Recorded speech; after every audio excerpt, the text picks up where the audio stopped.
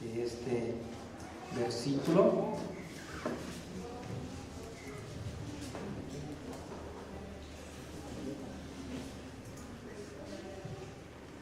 El verso 27, para dar comienzo, Hechos 14, 27.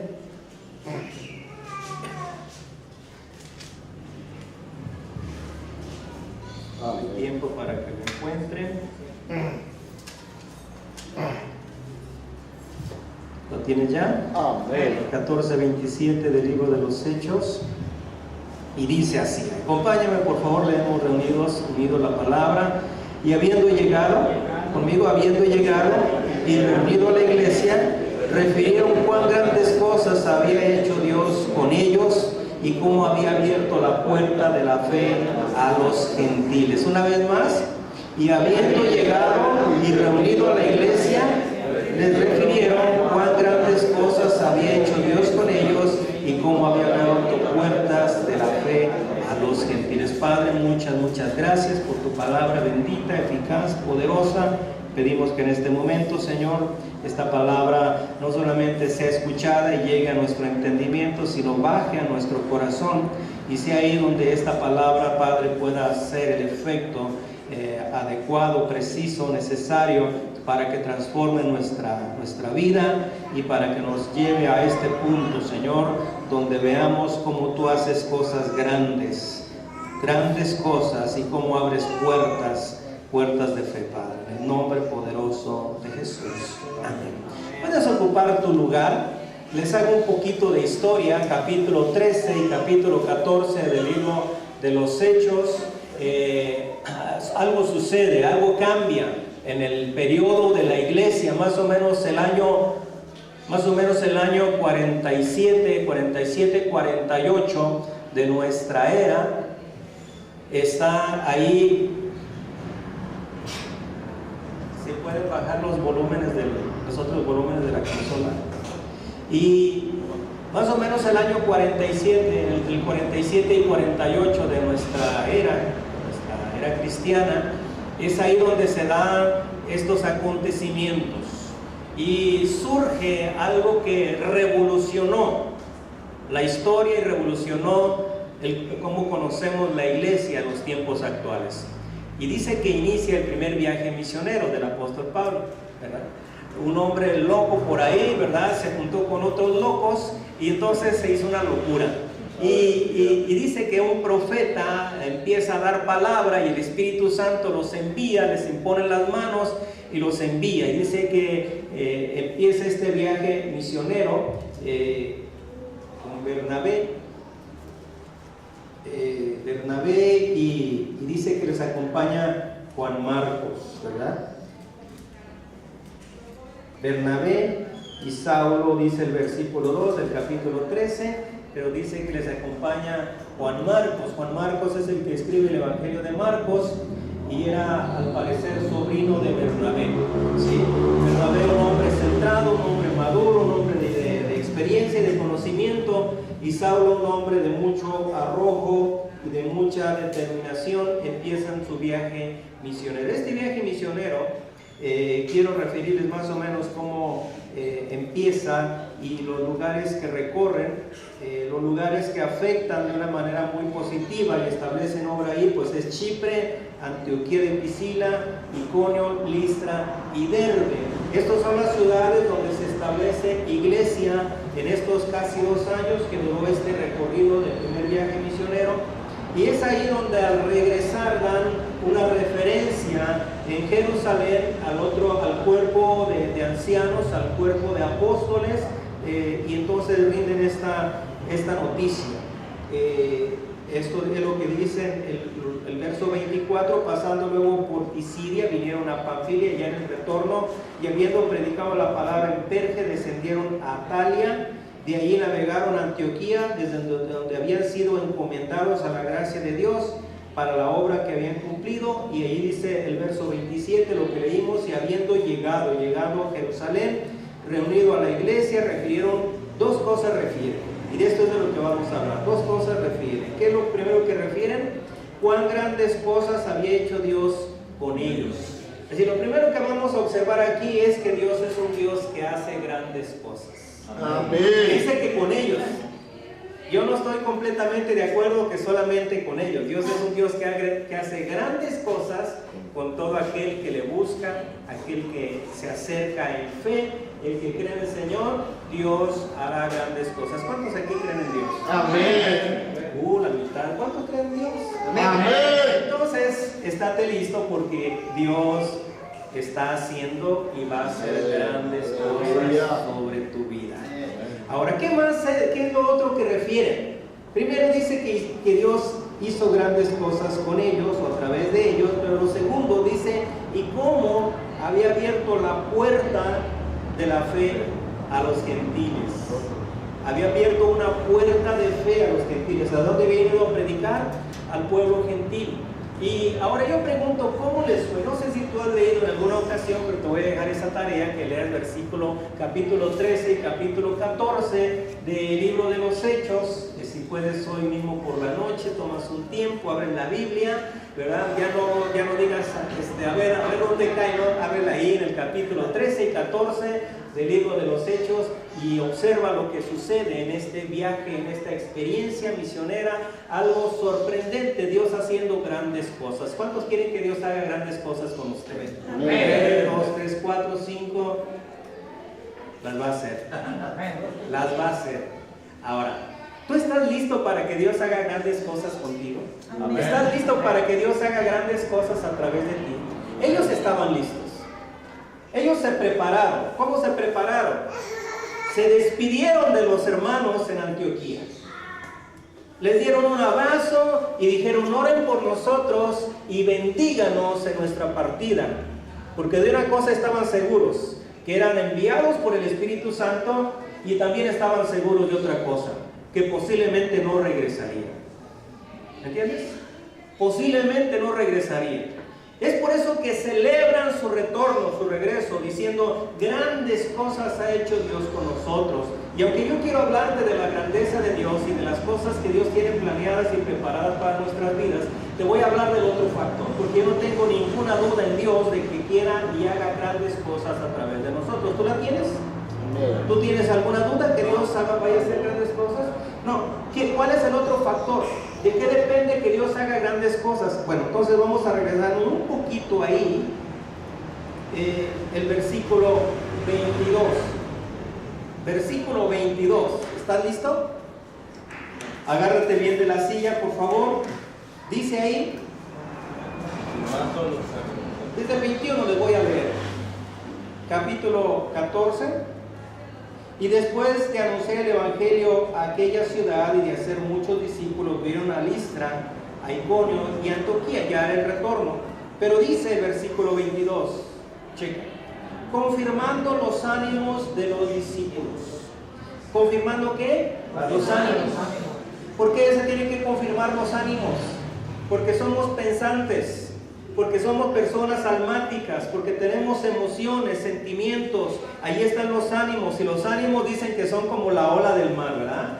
Sube y baja, sube y baja, nada más que la ola del mar sube y baja en un momentito, constantemente, y a veces nuestro ánimo tarda en subir, ¿verdad? Y luego de pronto da el golpe hacia abajo, y para que te vuelvas a animar, hermano, para que te vuelvas a aprender, ¿verdad? Como que a veces tarda. No sé, me han platicado, ¿tú qué piensas? Y entonces dice que vinieron a confirmar el ánimo de los hermanos. Oye, desde aquel tiempo, para que no pienses que es algo propio de tu vecino, dile a tu vecino, dale un codazo ahí con amor. Dile, yo pensaba que nada más era contigo, ¿verdad? Pero era desde aquel tiempo, ¿verdad? Los ánimos se decaían desde aquel tiempo, pero dice que vinieron ellos. ¿Cómo se confirman los ánimos? ¿Cómo crees que llegó Pablo a confirmar los ánimos de los hermanos, verdad? Hermano, ¿qué te pasa? ¿Pero por qué no vas al culto? ¿Cómo crees que confirmó Pablo el ánimo de los hermanos? ¿Con qué actitud? ¿Con qué palabras? ¿Con qué frases? ¿Cómo crees que vino, verdad? Como a veces te habla el pastor, ¿qué pasó contigo? Te esperaba, no llegaste. ¿Cómo crees que llegó Pablo confirmando el ánimo, verdad? Pues de una manera educada, de una manera positiva, de una manera respetuosa, ¿verdad? Diciéndolo, oye, te necesitamos con nosotros, el Señor tiene grandes cosas, tiene grandes planes para él. Parece que esta vez es muy trillado ese término. Dios tiene cosas contigo? Pues claro, porque Dios nunca tiene cosas pequeñas, Dios siempre tiene cosas grandes, ¿verdad? Aunque tú las veas como pequeñas. Pero dice aquí, y quiero continuar con ese verso 22, exhortándoles a que permaneciesen en la fe. ¿Qué es el camino de la fe? Acá dice que les abrió una puerta de la fe a los gentiles. Así que la puerta de la fe es seguida de un camino de fe. ¿Entiendes? No es suficiente con que encuentres la puerta de la fe. La puerta de la fe es el acceso a este caminar con Cristo, y el caminar con Cristo es un camino de fe. No puedes avanzar, es más, no puedes permanecer en el camino del Señor si no es que tu vida está llena, está pragmatizada de fe. Día con día tú necesitas dar pasos de fe. ¿Qué más dice? Y diciéndoles, aquí está ya.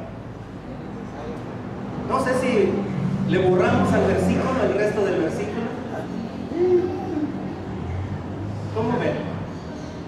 ¿Alguien tiene cita de esa negra para ponerle ahí porque dice, mira lo que dice este versículo.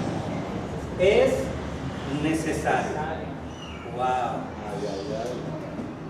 Necesario. ¿Qué entiendes tú por esta palabra necesario? Ahora, alguien dirá y aplicará aquí esta palabra necesario, es inevitable, ¿verdad? Alguien podrá pensar que aquí lo que quiere decir es preciso, pero dice necesario. Cuando dice que es necesario, quiere decir que necesitamos pasar por ahí. No solamente Dios quiere que pasemos por ahí, necesitamos pasar por ahí. Es necesario que a través, sería suficiente con que dijera a través de tribulaciones, ¿verdad? Yo le hubiera sugerido ahí al apóstol Pablo, nomás ponle, es necesario que a través de tribulaciones, pero tenía bastante tinta en el tintero, ¿verdad? Y como que el renglón estaba largo y le sobraba un espacio, y todavía le puso a través de muchas. ¡Wow! Ay, hermano Pablo, ¿para qué escribías eso? Es necesario que a través de muchas tribulaciones. ¿Cuántos quieren entrar al reino de los cielos? Amén.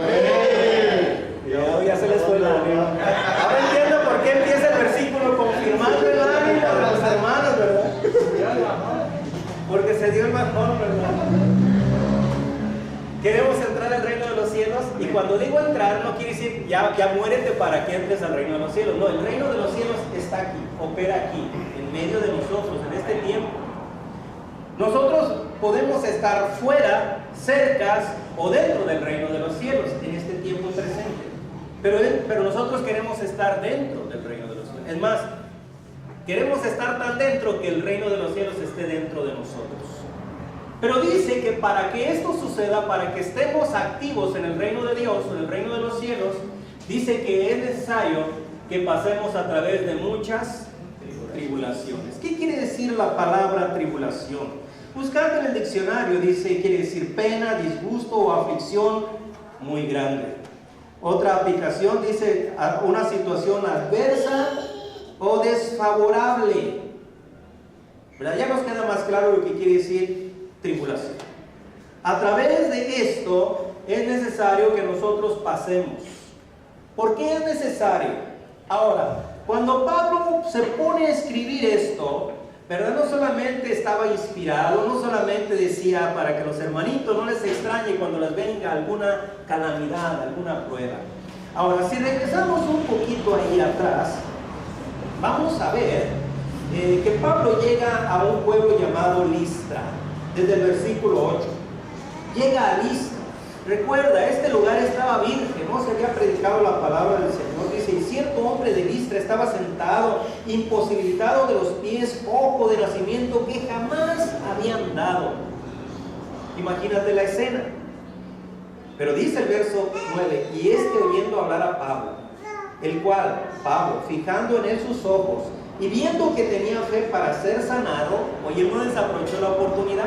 ¿Cómo vio que tenía la fe para ser sanado? ¿Cómo se ve la fe? La fe se puede ver. La fe como tal no se ve, pero se ve la manifestación de fe, se ve la reacción de la fe. Dice que lo vio, que tenía fe para ser sanado. Yo creo que este hombre se fue arrastrando, ¿verdad?, hasta el borde de la silla donde estaba sentado, apoyó sus brazos, ¿verdad?, como diciendo, alguien que me diga que me levante, y me levanto. Y Pablo lo ve, ¿verdad? Y entonces dice que le da una palabra, versículo, ¿cuál es ahí? El verso 10.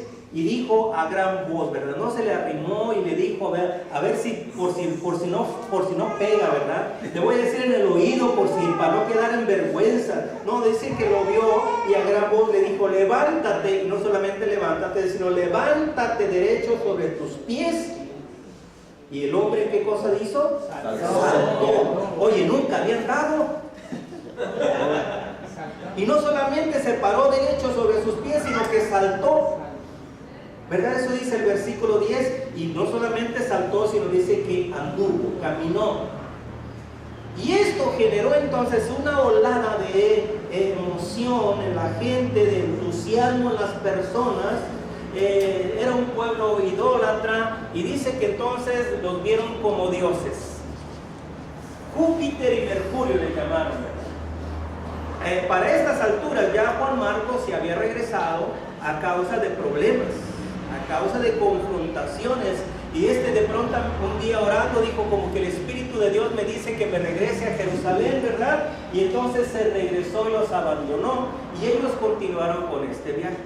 Ahora, esto que generó una expectativa en la gente, y les trataron, ¿verdad?, de rendir honores. Dice que el sacerdote del dios Saturno, algo así dice, entonces dice que trae toros y guirnaldas, ¿verdad?, para ofrecer a ellos, pero dice que ellos se rasgan las ropas y le dicen a la multitud, no, nosotros somos hombres, y etcétera. Y de pronto de ahí, de esa multitud que les quería venerar, que les quería adorar, que les quería reconocer, esta multitud entonces ahora da un giro. Y dice el versículo 18, y diciendo estas cosas, difícilmente lograron impedir que la multitud les ofreciera sacrificio. Pero algo sucede, dice el verso 19. Oye, habían estado tratando con los gentiles, habían estado tratando con los idólatras, habían estado tratando con el pueblo que no tenía conocimiento de Dios, pero mira dónde aparece aquí el problema. Dice, entonces vinieron unos judíos. Hijo, wow, esto suena así como que ya vi esta película. Vinieron unos judíos, o sea, de los propios, de su pueblo. Dice, vinieron de Antioquía y de Iconio. Oye, se reunieron los judíos para venir y causarles problemas y conflicto y controversia a los que estaban predicando la palabra del Señor. Dice que persuadieron, ¿a quiénes? A la multitud. Persuadieron a la multitud, y habiendo apedreado a Pablo, le arrastraron hasta fuera de la ciudad, pensando que estaba muerto. Yo creo que el apóstol Pablo realmente estaba, si no agonizando, realmente estaba muerto. Pero mira lo que dice el verso 20. O sea, cuando tú veas la necesidad de tu hermano, no le dejes solo, por favor. Por favor, menos le vayas a ayudar a la multitud a tirarle piedras. Pero no lo dejes solo. Dice, pero rodeándole los discípulos. ¿Y a qué crees que lo rodearon los discípulos? A decir, ay, pobrecito hermano, si yo te decía, no te metas en problemas. ¿Qué crees que le dijeron los discípulos? ¿Para qué crees que le rodearon? Para clamar a Dios por él, por su vida. No llegaron ahí para criticarle, ay, mira el hermano, mira los guaraches que trae, ni siquiera se los amarró bien, ¿verdad? Mira, no planchó su ropa. ¿Qué crees que hicieron los hermanos? Empezaron a clamar por él. Lo sacaron a rastras afuera de la ciudad. No creas que las piedras se las dieron con cariño y con amor, ¿no? Lo querían lapidar, matar, y lo tiraron allá afuera. Y cuando los discípulos supieron dónde estaba, fueron y le rodearon. Esta palabra rodear quiere decir le cubrieron, estuvieron a su favor, oraron por él, y entonces el Señor es un Dios de milagros. Amén. Por eso es que testifica Pablo diciendo cuán grandes cosas había hecho Dios con ellos. Y dice entonces, ¿qué pasó con Pablo? Dice, se levantó. Oye, si yo me hubiera levantado, yo no hubiera entrado a Listra. Me hubiera puesto Listro, ¿verdad? Yo no hubiera entrado a Listra. Él se levantó y ¿qué crees que hizo? Volvió a entrar a la ciudad. Y aunque aquí no dice a qué entró, yo estoy seguro que entró a seguir. No terminó su sermón, entró a la conclusión de su predicación. Dice, él se levantó y entró en la ciudad. Y al día siguiente sí, dice, salió con Bernabé para Derbe. No salieron huyendo. No, porque tenían que continuar con su propósito. Y después de anunciar el evangelio a aquella ciudad, ahora en Derbe, dice de hacer, ¿cuántos? Muchos discípulos. ¡Wow! Esto está interesante. Muchas veces nosotros, no digo los de aquí, ¿verdad? Yo estoy hablando de allá de donde yo venía. Muchas veces estamos buscando un pretexto, una excusa para decir, no, pastor, yo ya no voy. ¿Por qué? No, ahí donde voy a predicar, ya la gente ya me corrieron, ya me amenazó, ya me dijeron que si sigo me van a aventar piedras, ya me dijeron que si voy, me van a bajar la luz, ¿verdad? Cualquier excusa estamos buscando, ¿verdad? Pero ellos no buscaron excusa ni pretexto. ¿Me entiendes? ¿Cómo crees que iba el apóstol Pablo después de que se levantó de ahí? Aunque Dios hizo un milagro y le regresó la vida y le dio otra oportunidad, oye, llevaba el testimonio. Cuando él dice, yo traigo testimonio, ¿verdad? Él se quita su vestimenta y dice, vea mi cuerpo, aquí están las marcas de mi apostolado. ¿Me entiendes? Él no traía una credencial, ¿verdad? Él no traía charola y decía, miren, yo soy el apóstol. No. Él decía, creen ver mis credenciales? Aquí las traigo, las marcas en mi cuerpo, ¿verdad? Ahorita en unos segunditos leemos algunas escrituras que nos hablan acerca de esto. Pero él no estaba buscando ocasión para retroceder, ¿verdad? Yo creo que esa noche, después de terminar su sermón, cuando le limpiaron las heridas, le dijeron, hermano Pablo, ¿verdad? Mira, debías de ir a tu casa, rey. No, espérame. Ya hicimos lo que teníamos que hacer aquí en Listra. Me falta Derbe. ¿Quién me acompaña? Voluntarios. Alguien va conmigo a Derbe, ¿verdad? Pues se fueron solos. Dice que Bernabé y Pablo se fueron a Derbe. Cobardes algunos, ¿verdad? Y allá dice que hicieron muchos discípulos. Estamos en el 20, ¿verdad? Informe 21. Y aquella ciudad, y de hacer muchos discípulos, volvieron luego a Listra. ¿A qué tenían que regresar a Listra? ¿Sabes por qué regresaron a Listra? Porque había que confirmar la fe de muchos. ¿Me entiendes? Porque así somos nosotros, los seres humanos. No estoy diciendo que tú, yo estoy hablando de mí también. Los seres humanos necesitamos ser avivados. Por eso es que la Biblia nos habla acerca de escudriñar las Escrituras. Por eso es que la Biblia nos habla de orar sin cesar. Por eso es que la Biblia dice, no dejes de congregarte como muchos, ¿verdad? Iba a decir como algunos, pero híjole, como muchos tienen por costumbre, ¿verdad? Porque necesitamos que nuestra fe, nuestro ánimo se avive, se levante, se confirme. Ahora, esta es la razón por la cual estoy hablando yo de este mensaje. ¿Entiendes? Porque pensamos que el caminar en Cristo, como es el camino de la bendición, como es el camino de la fe, como es el camino de Dios, de la promesa de Dios, porque Él dice, he aquí yo estoy con vosotros todos los días, hasta el día. Y dice, wow, si Dios va conmigo, ¿quién contra mí? ¿Verdad? Y es cierto. Pero yo vi en ese versículo 22 que decía, es necesario. Yo no sé si tu Biblia diga igual, pero la mía dice, es necesario que a través de muchas tribulaciones, vamos a pasar por algunas o muchas tribulaciones. ¿Entiendes? Quiero leerte algunos versículos que confirmen o reconfirmen esto que estamos hablando. Primero de ellos que veríamos sería Salmo 34, verso 19, dice, por muchas son las aflicciones del justo. Oye, si el justo tiene aflicciones y dice que muchas, Pero la segunda parte del versículo dice, pero de todas ellas te librará Jehová. Pablo sabía eso, ¿entiendes? Por eso cuando los hermanos le rodearon y que el Espíritu de Dios, el Espíritu de vidas, nuevamente fluyó en él se sacudió un poquito el polvo, ¿verdad? Y yo creo que dijo, ¿dónde están mis lentes? Alguien vio mis gafas y se levantó y siguió porque dijo, yo sé que soy un hombre justo. Y aunque muchas son mis aflicciones, de todas ellas, incluyendo esta que estoy pasando, me librará el Señor. Juan capítulo 16 y el versículo 33, de las últimas partes del Nuevo Testamento narradas por Jesús antes de su arresto, dice: estas cosas os he hablado para que en mí tengáis paz. ¿En dónde vamos a encontrar nuestra paz? En el Señor. ¿Qué nos ofrece el mundo? Ahora, estamos en el mundo, no somos del mundo y hay cierta enemistad entre nosotros y el mundo. Qué bueno, gracias a Dios. Porque si no hubiera enemistad, entonces muchas veces nosotros no sabríamos dónde queda la línea, la frontera, la división. ¿Entiendes?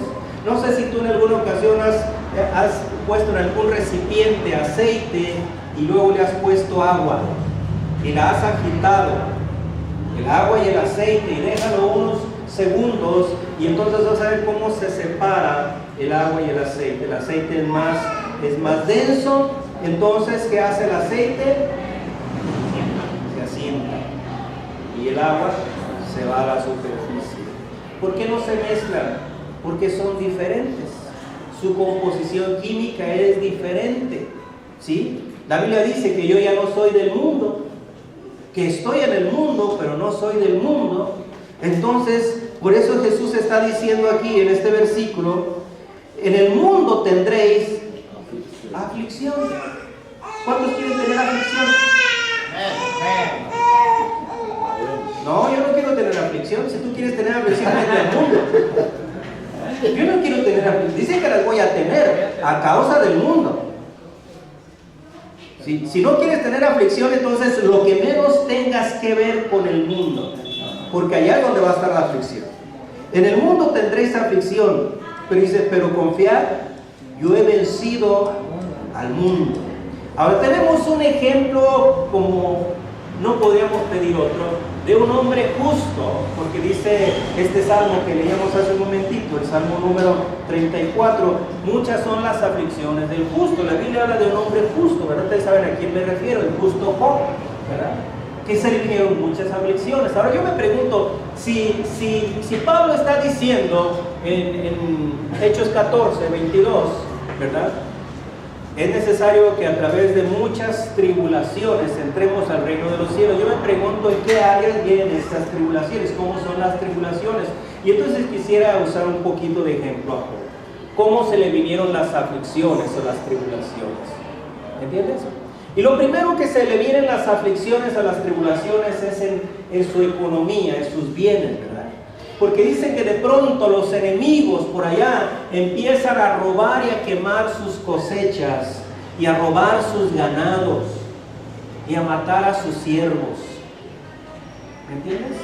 Y entonces la primera área de tribulación para Job fue su economía, en sus finanzas, en sus bienes. ¿Sí? Y luego dice que apenas estaba terminando de hablar aquel primero que vino a darle la noticia, cuando viene otro y le dice, pues resulta que vino un viento solano, ¿verdad?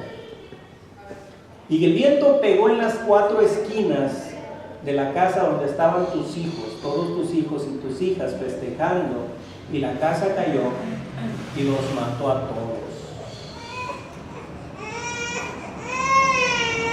Entonces la segunda área donde Job sufrió tribulación fue en su familia. En su familia. ¿Verdad? Y luego pasa un poquito el tiempo y viene otra vez el Señor y se vuelve a encontrar con aquel personaje, ¿verdad? No te quiero decir cómo se llama este personaje, pero me vas a entender, ¿verdad? Más o menos quién es el personaje. Y le dice, Dios es el que le dice a este individuo: ¿has considerado a mi siervo Job? Y dice, no, pues sí, pues, piel por piel, dice. Y dice, te lo voy a dar chance, que toques su puerta, pero no toques su vida. Y entonces sí que viene una sal terrible, maligna. Esa es la palabra, maligna. Así que lo tercero que sufre de tribulación son las enfermedades, los padecimientos físicos. Y por si fuera poco, luego viene la esposa, ¿verdad? Ay.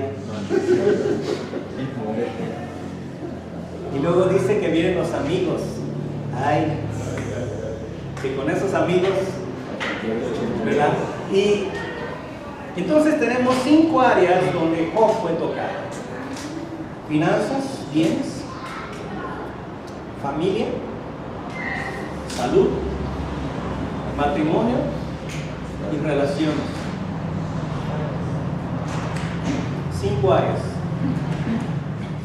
Creo que son suficientes, ¿no?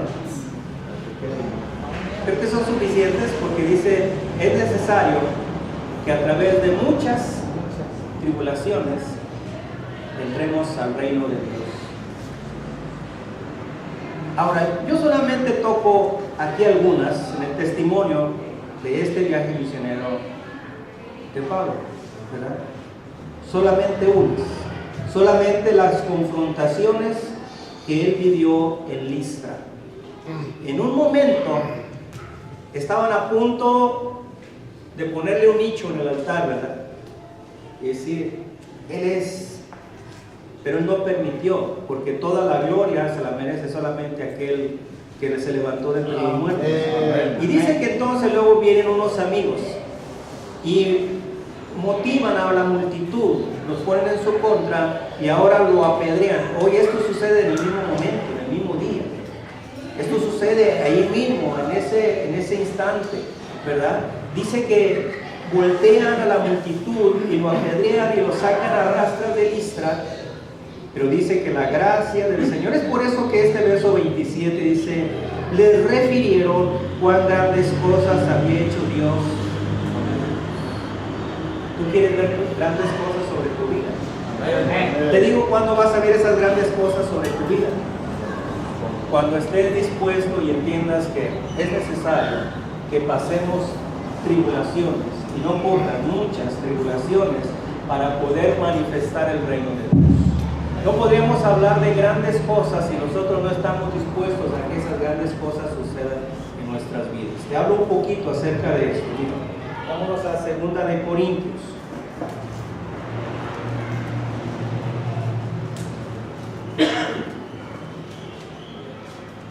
Segunda de Corintios, empezamos con el capítulo 6.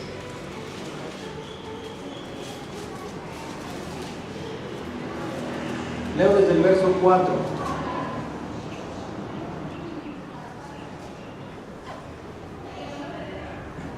Desde el 3 leemos. Dice, no damos a nadie ninguna ocasión de tropiezo, para que nuestro ministerio no sea vituperado. Antes bien, nos recomendamos en todo como ministros de Dios, en mucha paciencia. ¿Cómo debe ser este ministro de Dios? ¿Cómo debe ser nuestra conducta? Mucha paciencia. ¿Qué más? Yo no quise leer esa parte, se los di a ustedes el honor. ¿Qué más? ¿Qué más? ¿Qué más? ¿Qué más?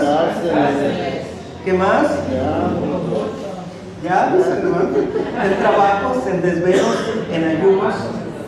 Dice el verso 6, en pureza, en ciencia, en longanimidad, en bondad, en el Espíritu Santo, en amor sincero. Y siguiéramos ahí con la lista, pero déjame te llevo ahora al capítulo 11. Capítulo 11, y es el momento donde a este hombre se levantan acusaciones de los propios ministros contemporáneos y él empieza una defensa y mira cómo es su defensa, ¿verdad?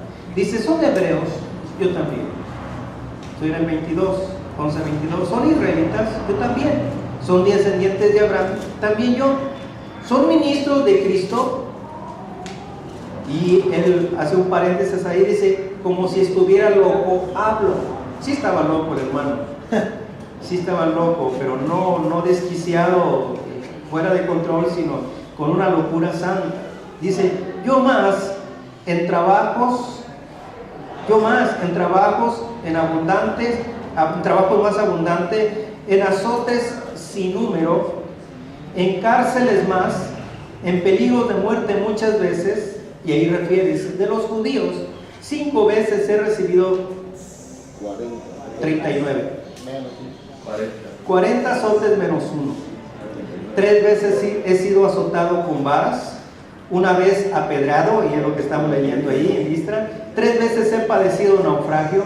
Una noche y un día he estado como náufrago en alta mar, en caminos muchas veces, en peligros de ríos, peligros de ladrones, peligros de los de mi nación, peligros de los gentiles, peligros en la ciudad, peligros en el desierto, peligros en el mar, peligros entre falsos hermanos, en trabajos, en fatiga, en muchos desvelos, en hambre, en sed, en muchos ayunos, en frío y en desnudez. Tenía razón cuando él dijo que es necesario. Ahora, todo esto que él pasó le hizo retroceder, le hizo menguar. No, lo tomó como para que su propósito y su objetivo creciera con una mayor enfoque y mayor pasión. Porque siempre que se levanta alguna adversidad, recuerda que alguien está haciendo su trabajo. Déjalo que haga su trabajo. Tú no te preocupes tanto por aquel que te estorba. Tú preocúpate por conocer tu llamado. Tú preocúpate por escuchar la voz de aquel que te redimió, de aquel que va contigo, de aquel que promete que Él te va a llevar hasta el final y te va a dar la victoria. De eso preocúpate. ¿Entiendes? Al enemigo le asignaron una función, una labor, ¿verdad? Y él tiene que pedir permiso para poder intervenir. Déjalo que él haga su chamba. ¿Me entiendes? Recuerdo escuchaba una anécdota hace muchos años de uno de los predicadores famosos por allá de Inglaterra, no estoy seguro si era Charles Finney, y dice que de pronto este hombre empezó con su labor de evangelista, y dice que en una de esas tardes donde él predicaba en los parques y se juntaban multitudes y se convertían a Cristo, dice que un hombre se enfadó, se cansó de oírlo predicar, ¿verdad? Y se le acerca y lo toma del cuello y le saca una pistola y le dice, o se calla o lo mato, ¿verdad? Y refiere que aquel hombre, su respuesta le dijo, Señor, haga lo que tenga que hacer y déjeme hacer lo mío, ¿verdad? Y siguió predicando. ¿Sí? Deja que el enemigo haga su trabajo, tú haces el tuyo. ¿Me entiendes? Y fue lo que Pablo hizo. Se levantaron todas estas persecuciones y oposiciones, pero él sabía que tenía un llamado, tenía un propósito, tenía un objetivo. Y dice que de ahí, de Listra, se fue a Derbe. Y en Derbe dice que muchos discípulos, y ahora va de regreso. Yo no veo a Pablo diciendo, no, por Listra no, por favor, por ahí no, ¿verdad? No, él llegó a Listra a confirmar la fe de los discípulos. ¿Entiendes? Y yo me pregunto, nosotros estaremos pasando o conscientes de que pueden levantarse tribulaciones frente a nosotros. Sí. ¿Qué vamos a hacer? Tienes dos opciones frente a esto. Tienes dos opciones. La primera de ellas, reclamar, ¿verdad? Decirle, Señor, ¿por qué si tú dices que vas conmigo, tú crees que Pablo estaba solo, desamparado? No, ahí estaba el Señor. Cuando tiraron la primera piedra, ahí estaba el Señor, y cuando tiraron la última, ahí estaba el Señor. ¿Entiendes? ¿Por qué lo permitió el Señor? porque dijo es necesario. Pablo dice es necesario, yo necesitaba eso.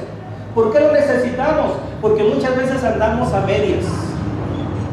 Muchas veces andamos solamente con la emoción, ¿verdad? Muchas veces andamos solamente, ay, porque está padre, porque me gusta el ambiente de los hermanos. Pero cuando viene la confrontación, ahí es donde nosotros decidimos, ¿voy a entrar en el reino de Dios? ¿O voy a ser un visitante? ¿O voy a ser un observador a la distancia? ¿Me entiendes? Porque, ¿sabes? Nos convertimos muchas veces como los que estaban gritando a favor de Pablo y a favor de Bernabé en el momento de la sanidad del cojo. Pero cualquier comentario nos mueve y en lugar de gritar a favor, ahora tomamos piedras para arrojar a aquellos que antes apoyábamos. Por eso es necesario que a través de muchas tribulaciones, porque ahí es donde definimos nuestra convicción, nuestra firmeza, nuestro carácter, tiene que ser probado. ¿Entiendes? Y bueno, yo quiero terminar esta mañana solamente haciendo referencia. Y te invito, si tienes por ahí la Biblia abierta, Romanos 8:18. Romanos 8:18. Esto lo vamos a dejar como una palabra rema para nuestras vidas. Este mismo varón escribe esta porción. ¿Cómo son tus aflicciones o cómo han sido tus aflicciones en los últimos días, semanas o meses? ¿Cómo han sido? Mira lo que Pablo pensaba. Dice, pues tengo por cierto, o sea, yo estoy afirmando. Pablo afirma esto, dice que las aflicciones del tiempo presente. ¿Cómo son tus aflicciones? ¿Cómo han sido tus aflicciones? Dice él, no son comparables. O sea, nunca le vas a ganar. Si la aflicción es grande, nunca le vas a ganar al propósito de Dios. ¿Cuántos han tenido aflicciones en los últimos días, semanas? ¿De veras? Pues que esta palabra este día te motive, te afirme, te enseñe, te sirva de estandarte, para que tú puedas decir como Pablo, las aflicciones con las que he estado batallando no se pueden comparar. ¿Con qué? Con la gloria. ¿Qué es la gloria? Cuando hablamos de gloria, no solamente estamos hablando de, ay, que Dios me bendijo, ay, que sentí paz, ay, sentí bonito. No, la gloria. ¿Sabes qué es la gloria? La cubierta. La cubierta. Allá en el Sinaí, allá en el desierto, allá estaba el tabernáculo. Y Dios quiso poner ahí su gloria en el tabernáculo. Y dice que de día había una nube. Y de noche esa nube se convertía en una columna. Y todo el mundo sabía que esa era la gloria, era la cubierta. No solamente, ay, Dios está bendiciendo. No, a veces decimos, ay, Dios bendíceme, ¿verdad? No. Dios quiere poner su gloria. Tú sabrás si te quieres conformar con una bendición. Tú sabrás si te quieres conformar con pedirle algo a Dios y ya te lo concedió y ya no, o quieres ser un testimonio de que su gloria está sobre tu vida. Tengo por cierto que las aflicciones del tiempo presente no son comparables con la gloria venidera. ¿Por qué habla de gloria venidera? Porque la gloria viene después de las aflicciones. Si no hay aflicciones, no hay gloria.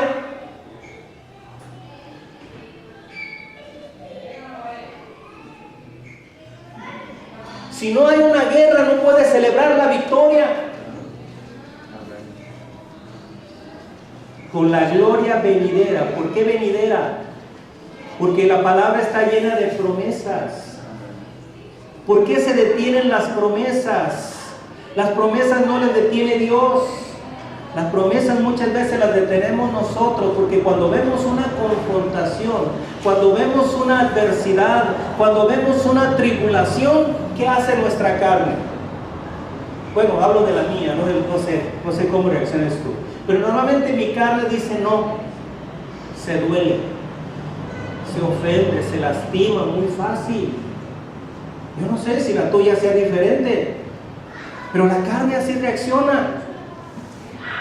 Y ahí se activa el conocimiento de la palabra y sacamos una serie de versículos bíblicos y le empezamos a reclamar hasta a Dios: Señor, pero si tú dices.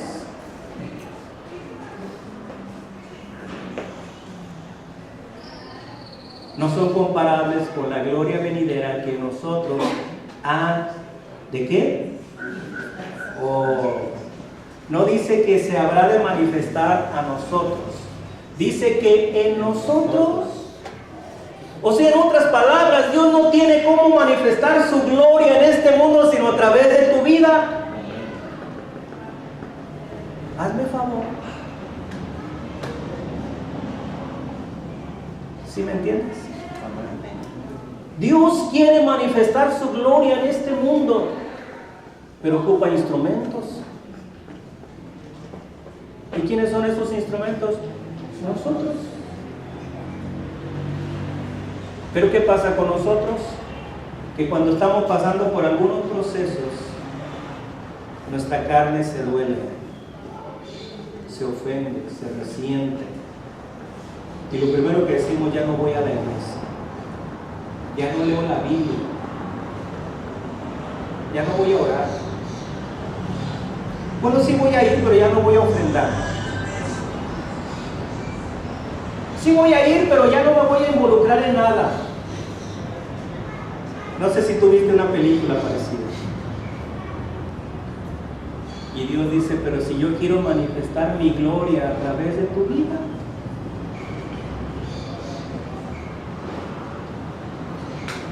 Qué bueno que Dios es paciente. Qué bueno que Dios es paciente. Y que en cada proceso, mira, yo por eso les leí y con eso termino. Ponte de pie, si no, no termino. Ya me conozco, que digo termino, no termino. Ponle nuevamente el verso 27, 14, 27 de Hechos.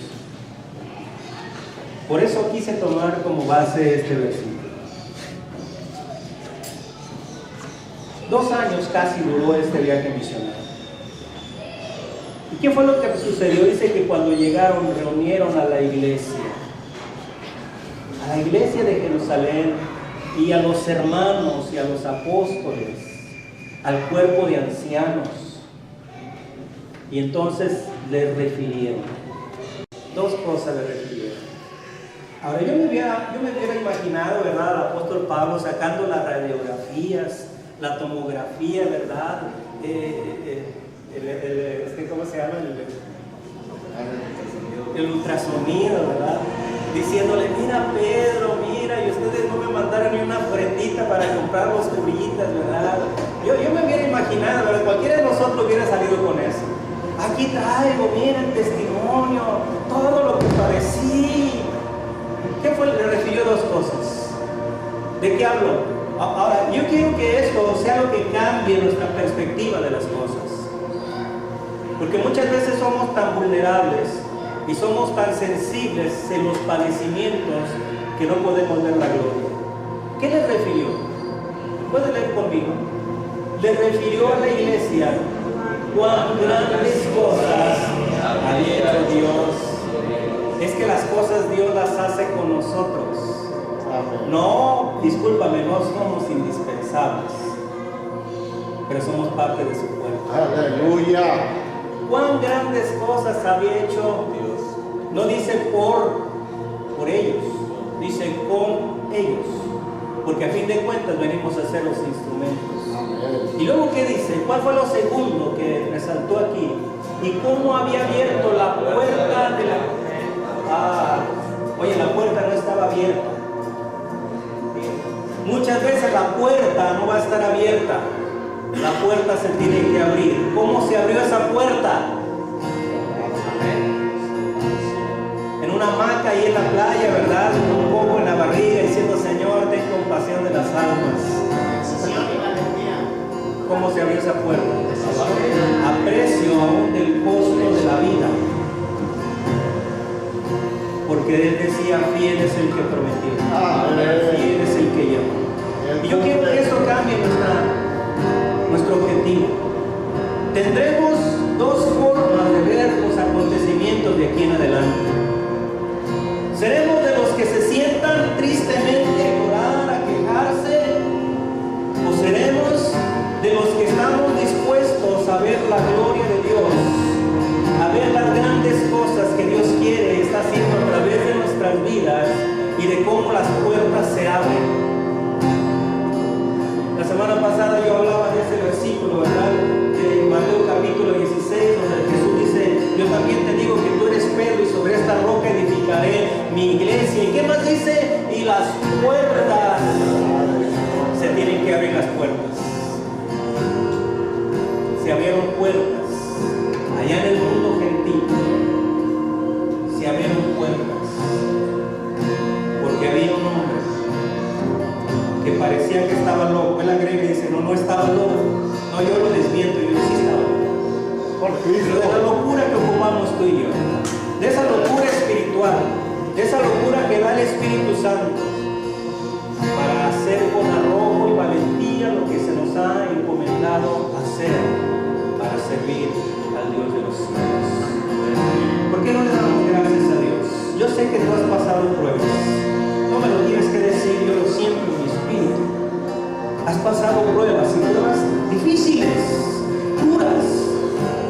Quizás otro te ve y dice: no, lo tuyo no es nada, lo mío. Pero las pruebas que has pasado son duras, son difíciles.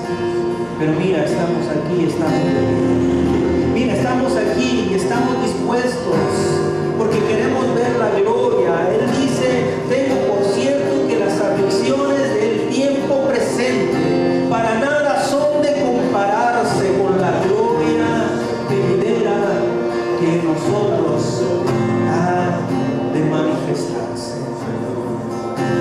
Yo creo que ya hemos llorado, yo creo que ya nos hemos quejado, yo creo que ya nos hemos dolido, como para en este día decirle: Señor, gracias. Puedes decirle conmigo: Señor, gracias. Gracias por tu bondad, gracias por tu misericordia, gracias por tu cuidado, gracias por tu paciencia, gracias por enseñarme que es necesario pasar por muchas tribulaciones. Y aunque no buscamos las tribulaciones, hoy entendemos que las tribulaciones son allá en el mundo, y es nuestra confrontación con el mundo y con el príncipe de este mundo donde vemos la tribulación, la aflicción. Señor, pero esas puertas se tienen que abrir, pero esos argumentos se tienen que derribar, pero esos obstáculos no nos van a detener, y todo lo que se levante en nuestra contra o se mueve lo derribamos, porque sabemos, Señor, que nos has tomado de tu diestra y no nos vas a soltar.